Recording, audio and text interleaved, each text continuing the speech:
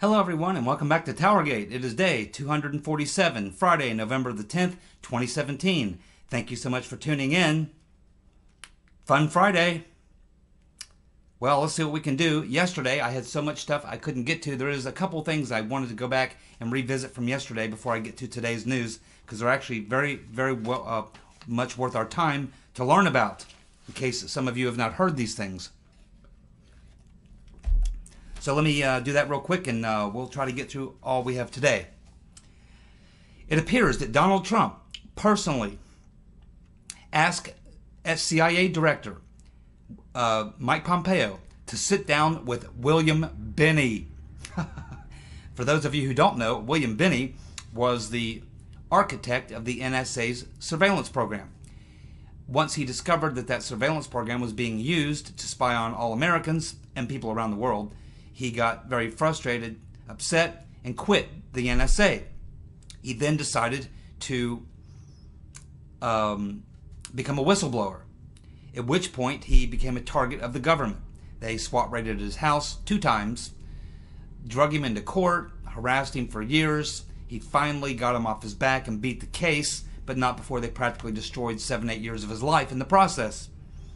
But Trump told Pompeo that William Binney was the guy who really had some good information and who knew what was going on, and so that he should sit down and make some time for him. Now you know Mike Pompeo didn't want anything to do with William Binney. He knows exactly who William Binney is, and he definitely didn't enjoy it, but I mean, when the president says, hey, I want you to do this, I guess you got to do it. So he did make some time for William Binney. So William Binney had a conversation with CIA Director Mike Pompeo.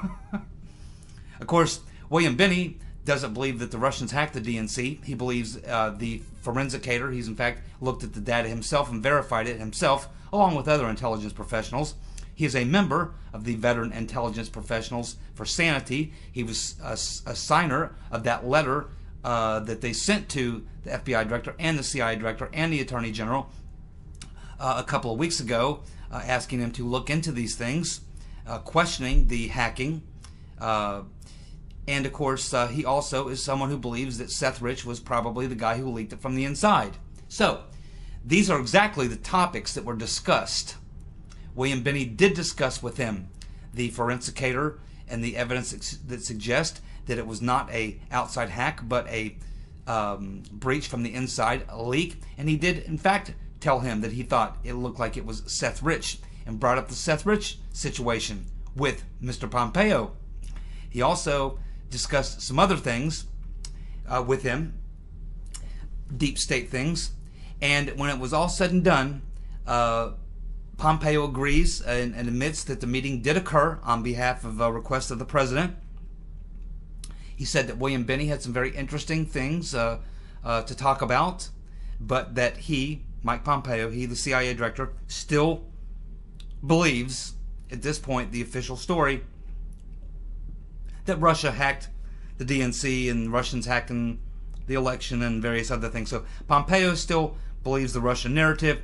Of course, he probably really doesn't. He's lying. But the CIA and the deep state, the U.S. government, has about 3 decades wrapped up in the overall Russian narrative, which is what they're trying to protect. You know, anybody who thinks that the CIA or the current FBI or whatever is trying to protect the Clintons, trying to protect the DNC, Debbie Blabbermouth, Wasserman Schultz, they don't care a flip about these people. They don't care if these people all hung tomorrow.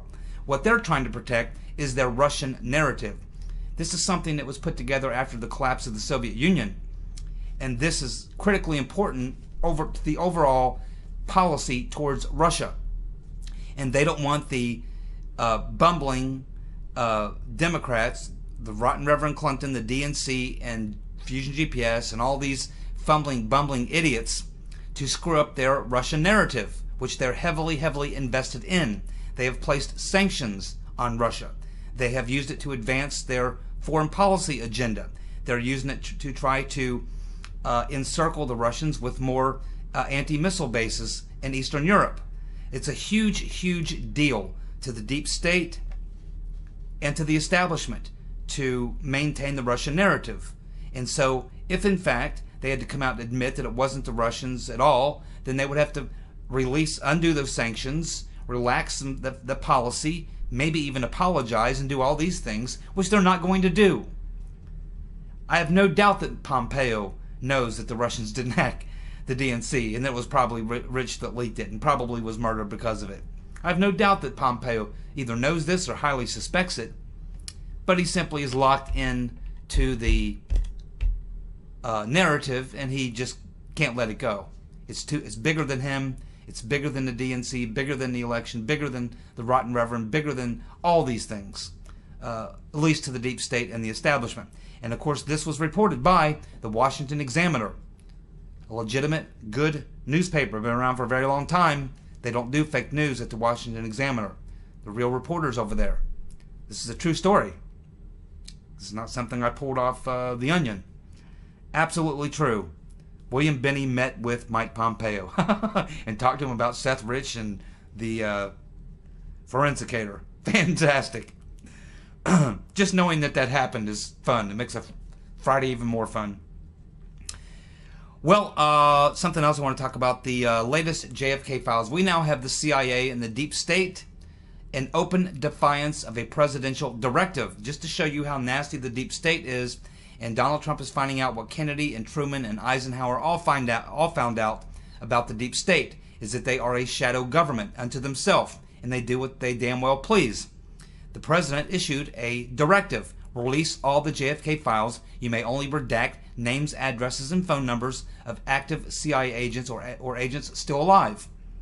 But as we can see from the last couple of days, I'd say the past week or so, we've only had a total of 248 documents, of which they should have dumped everything, but they didn't. They're dropping little bits and pieces at a time. We've had 248 documents, and they're coming out completely redacted. We had multiple dozens of pages completely white, nothing on them, plain white paper. We also had one page that was getting into a very interesting discussion between the FBI and the CIA director, and it gets down just where the CIA director is getting ready to answer some really good questions and reveal some really cool stuff, and it ends. We do not get the pages that follow. There should have been more pages. They're not there. They're missing. So you can see that the deep state, the CIA, or whoever's in charge of this release, they are openly defying a presidential directive. Openly defying the presidential directive. And Trump's got to be pissed. But he's probably thinking, what can I do? What can I do now? I mean, who's running this? I thought I was running it. No, you're not. The shadow government's running the show. Just ask him. Next question. The Tuesday night elections. Well, there's one word I would use to describe the Tuesday night elections, and that would be non-eventful. Non-eventful. Nothing to see here, folks. Move along. Basically, the Democrats running in blue districts held on to their seats. The Republicans running in red districts held on to their seats. There was no big move either way. Everybody pretty much won the races they should have won, based on the, voter registration and voter turnout and things and such. Now you had two governor races. The race in New Jersey, the Republican certainly wasn't going to win that one. A weak candidate, first of all, in a very, very Democratic state, following in the heels of a very badly failed Republican governor, Chris Christie, whose approval ratings are in single digits when he left office.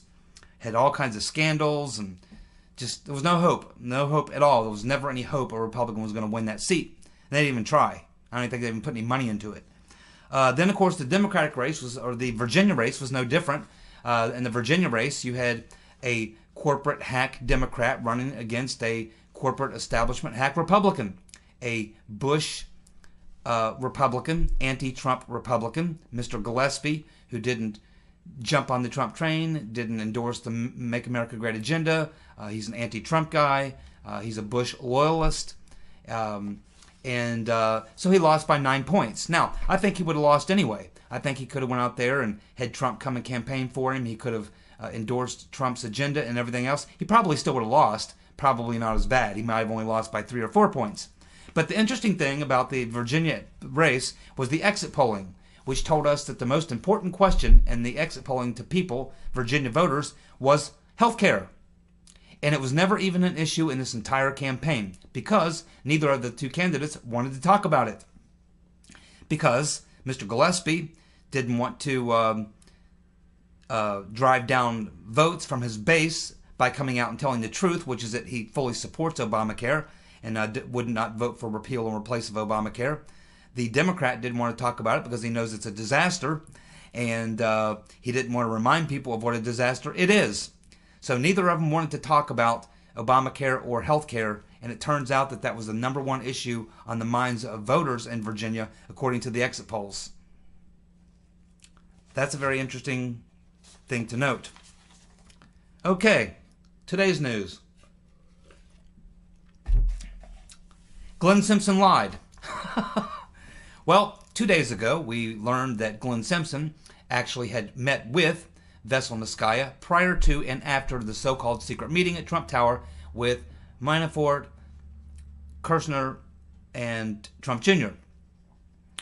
Okay, so then the following day, after that, yesterday, we get all these news reports now confirming that almost completely sure that, in fact, Glenn Simpson and Fusion GPS were intimately involved in setting up that meeting, using Mr. Goldstone as their in-between, as their go-between guy.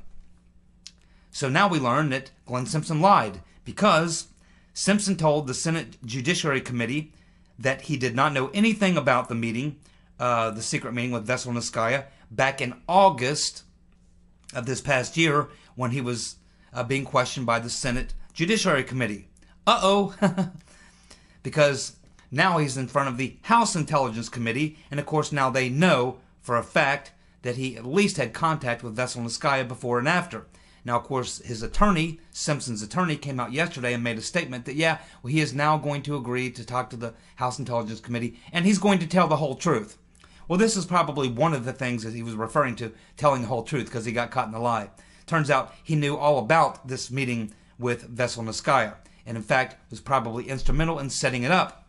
And one reason why we know that is because we've learned another bit of information. We've learned actually 2 bits of information. We've learned that in that meeting that Veselnitskaya was talking about the Magnitsky Act, the memo that she was using for her notes to read from in this meeting came directly from Fusion GPS and Glenn Simpson. He gave her the talking points memo, and we find out that he was at the time, and maybe still is, working on behalf of the Russian government, the official Russian government. So you've got Glenn Simpson on one hand. See, so for him, this is probably the perfect setup because he was able to kill 2 birds with 1 stone. He's getting paid by the Russian government to work on behalf of them to overturn the Magnitsky Act. And he's got Veselnitskaya working on that.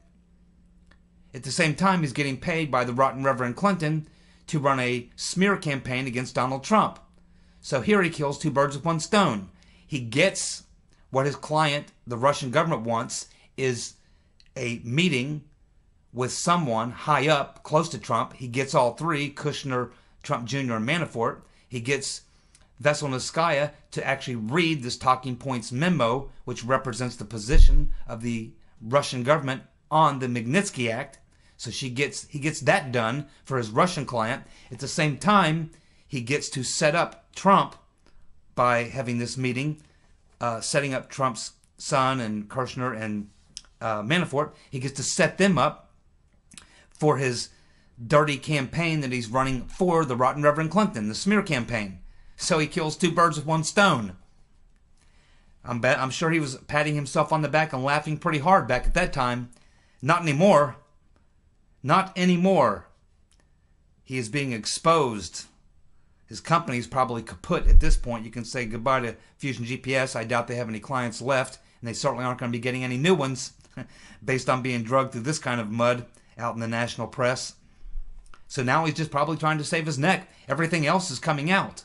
So he's just getting out there ahead of it. I mean, I don't know if he's liable for any criminal liability here, but I guess he's maybe covering his ass. But this is basically what we're learning. So every day it's drip, drip, drip. We learn more and more and more. And it's the deeper you dig down this rabbit hole, the deeper you got to dig. There's no end to this rabbit hole. It's bottomless. It's a bottomless rabbit hole that we are digging into. Also, more news. The Uncle Bob Mueller and the rotten Hillary donor posse investigating Trump, we find out that he has interviewed Trump's former personal security guard.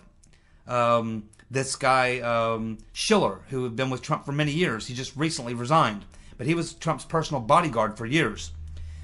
Mueller has interviewed him, and he tells quite the story. He tells the story of the night that they were in, which, of course, you know, the PP-gate story, where Trump supposedly had a bunch of Russian prostitutes pee on the bed or whatever. Well, we learn from Trump's personal bodyguard, who was standing outside the door guarding Trump for most of the night, says that on 5 occasions during that evening, they sent prostitutes up to Trump's room. 5 times. And on each and every one of them, he sent them away and told them, hey, that's not what we do. It's not what we do. And Schiller even told Mueller's people, I guess, that, you know, Trump's not stupid. I mean, he knows that he assumed that they had him under surveillance and all that kind of stuff. He just assumed all that. But it wouldn't matter because he really doesn't do that kind of stuff. He's like, I'm his personal bodyguard. I can tell you, Trump does not deal with prostitutes, okay? He doesn't have prostitutes and deal in any of this kind of stuff. And he certainly wouldn't have done it in Russia, in a Russian hotel or anything like that. He's not that stupid. But he doesn't do that kind of stuff anyway. And Schiller says he told Trump about it the following morning at breakfast, and he said Trump just kind of laughed. Like, he wasn't surprised at all. But yeah, they sent 5 prostitutes up to the room, and every one of them were sent away. So much for the PP-gate story. Fake news story. Judicial Watch is suing the Department of Justice for records on the Veselnitskaya immigration probe. Okay, as we all know, Veselnitskaya was not even permitted to come into the country because she did not have the proper visa. Her visa had been essentially blocked because she's suspected of being involved with, I guess, Russian oligarchs or whatever. So Veselnitskaya wasn't able to legally enter the country. But somehow she is given a special waiver. She's given a special waiver by Preet Bharara, the U.S. Attorney in New York, who we learned was ordered to do so by the Department of Justice. Loretta Lynch, the Attorney General, ordered him to do it. And then, a couple days later, she shows up in a court hearing as a special guest of a member of the Obama administration watching a hearing in Congress. Then, a couple days later, she's involved in the so-called secret Tower meeting at Trump Tower with Manafort, Kushner, and Trump Jr. Then, a day or two later, she's in John McCain's office taking photographs out the window. But before leaving, not before collecting a check from the John McCain Institute that went to her cause, which we can assume is the Magnitsky Act, which McCain supports. You see what I mean? What kind of crazy things are going on here, man. I don't know where the bottom is. I really don't. If there even is a bottom, it's the bottomless hole. It's the bottomless rabbit hole. So anyway, Tom Fitton of the Judicial Watch is currently trying to get his hands on any documents that would shine some light on why Loretta Lynch, what prompted her to clear Veselnitskaya and give her this waiver so that she could enter the country. It's a very good question. Next up, CNN is facing now another racial discrimination lawsuit. Well, the last time we talked about CNN racial discrimination lawsuits, there were 22 different lawsuits. No, those 22 people being represented in a class action lawsuit, plus a couple other single lawsuits. Now we have another racial discrimination lawsuit, and it gets even worse, or better, depending on how you look at it. Drudge Report reporting today that Jeff Zucker is out at CNN due to the abysmal ratings of the network and his personal feud with Trump, which has turned the network into a laughingstock. When you say CNN, people say fake news. Yes, Jeff Zucker has run CNN into the ground. I don't think they'll ever recover. I don't know who's going to replace him, but they better go the other way. They better clean up their act over at CNN, or that network will be history. They're involved right now in an attempted merger, and the merger's being blocked by the Department of Justice, and they're in fact forcing, they want to prevent too big of a monopoly, so they're trying to force Time Warner or AT&T to sell CNN. So before that they'll approve the merger. So a lot going on over at CNN, but thank God Jeff Zucker, the guy's a nutcase. He's the ultimate anti-Trumper. You talk about Trump derangement syndrome, Jeff Zucker's got the worst case of it of anybody I've ever seen. I mean, this guy is a foaming at the mouth hater, and he needs to be put in a rubber room, which is probably where he'll end up. He's nuts. Thank God he's gone. Well, the Rotten Reverend Clinton is out there denying Donna Brazil's rigging the elections comment, and the Rotten Reverend says, quote, "That just wasn't the case." You could catch the Rotten Reverend Clinton with her hand in the cookie jar, cookies stuffed in her mouth, cookie crumbs all over her body, cookie crumbs in her hair, in her eyelashes, all over her Chairman Mao uniform, poop stain covered Chairman Mao uniform, and she would deny it. She would deny that she was in the cookies. That's the Rotten Reverend Clinton. These people will never, ever, ever, ever admit that they're lying, even when they're caught red-handed. We have the document, Rotten Reverend. We know exactly what happened, Reverend. We knew it before the document, but now we have documented evidence that you, in fact, rigged the election. Yes, that's exactly what happened. That exactly was the case, Reverend. We also have the Rotten Reverend taking credit for the big victory of the Democrats on Tuesday night's election, despite the fact that there was no big victory in Tuesday night's election. In fact, we just had a poll not more than 2 or 3 days ago, just before they had the vote. I think it came out on Monday or Friday, I can't remember which day, that showed if the election were held again, Trump would win by an even larger margin. That's the Rotten Reverend for you. Of course, we know, we also know that Debbie Blabbermouth Wasserman Schultz blocked the FBI from examining the servers, and we probably know why. Leads us to our next story, which is another bombshell.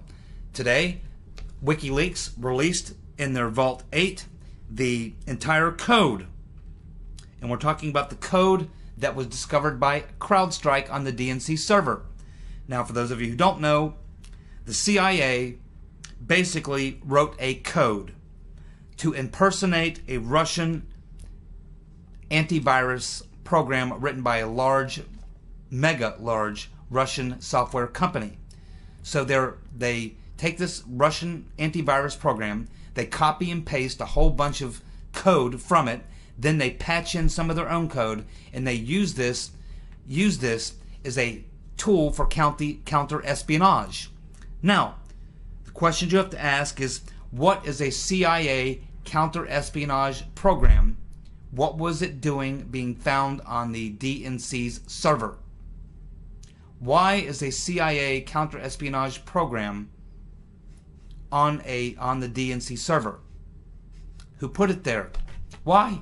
Why would they do that? I mean, this is designed to go after your adversaries or enemies, to get them into a trap.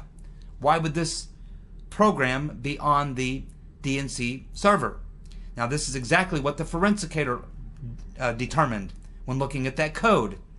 This is what forced CrowdStrike to back off and say, well, maybe what we thought was actual Russian hacking code was actually the CIA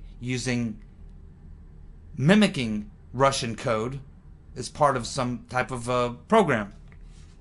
Well, that's exactly what it was. What association might CrowdStrike have had with the CIA? Well, we know that one of the owners of the company is a former FBI intelligence officer. We know that one of the owners of that company is a Russian Atlanticist, anti-Putin guy. What relationship might they have had with American intelligence, CIA, or rogue elements thereof? What is this program doing on the DNC servers? A code which impersonates a Russian antivirus. Again, the rabbit hole. Dig into that one. You could dig in that one for a lifetime and probably never get to the bottom of that. Finally, because it is Fun Friday, let's have a little fun story before we leave. Okay, so an FBI counterintelligence supervisor wakes up to find his handgun and his Rolex have been swiped by an exotic dancer. That's right. This FBI counterintelligence officer goes to a bar, has a few drinks, picks up an exotic dancer, goes up to his hotel room, and wakes up the next morning to find that his gun, probably his badge as well and other things, but certainly his gun and his Rolex are missing. There you go. That's the FBI that we know and love. Can we trust these people? Can we trust people this stupid? I think not. So anyway, that's TowerGate for today. Appreciate you guys tuning in. Happy Friday. Have a good night. And we'll be back on Saturday evening for the Saturday evening edition. TowerGate. Take care. Bye.